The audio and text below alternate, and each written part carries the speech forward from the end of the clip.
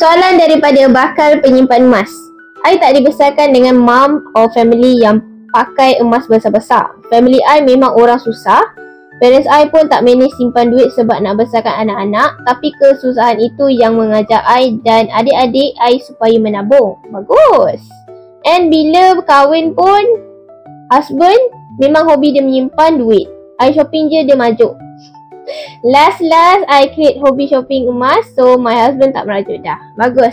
First of all, kalau kita dilahirkan dan dibesarkan dalam situasi family yang susah, tetapi bagusnya bakal penyimpan emas ni dia dah belajar pengalaman daripada susah. Dia tak nak susah lagi. That's why lah dia dan adik-adik dia cuba menabung. Dan seterusnya tuan-puan, bila dah berkahwin bukan berhenti di situ. Kita kena teruskan juga untuk menyimpan. Dan simpanan yang paling terbaik untuk para wanita di luar sana adalah aset emas. Sebab apa? Aset emas membolehkan wanita di luar sana supaya tidak boros berbelanja. Bayangkanlah, kalau beli handbag banyak-banyak gantung kat belakang pintu je, apa jadi? Nanti jadi repot kan? Tapi kalau tuan-puan alihkan duit, contohnya duit daripada nafkah daripada suami, beli emas. Emas tu adalah aset.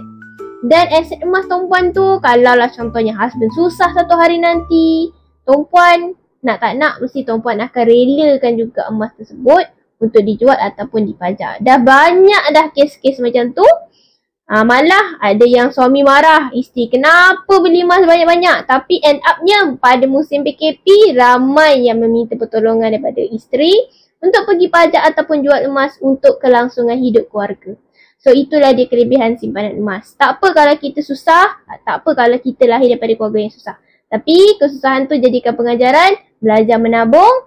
Yang paling mudah adalah kita boleh mulakan simpanan emas kita di dalam akaun Emascap serendah RM100 pada setiap bulan. Konsisten menyimpan, simpan hari ni, nanti satu hari nanti kalau tuan-puan susah, emas yang akan membantu tuan-puan. Tuan-puan yang belum ada akaun Emascap, boleh follow, klik link di bio, putih bantu sebaiknya.